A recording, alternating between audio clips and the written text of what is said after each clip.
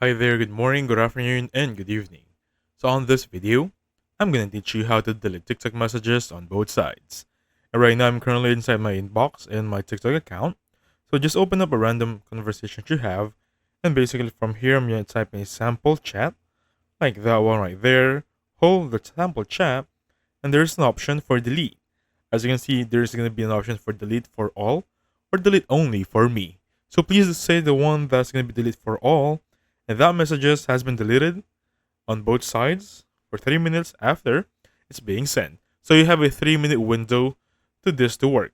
Now, for example, it's still not working on your end. You can't see the option. You can do here is go to your profile, go to the settings icon right there, go to settings and privacy, and basically report the problem.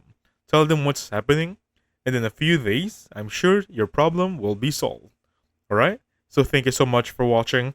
I'll catch you guys on the next one.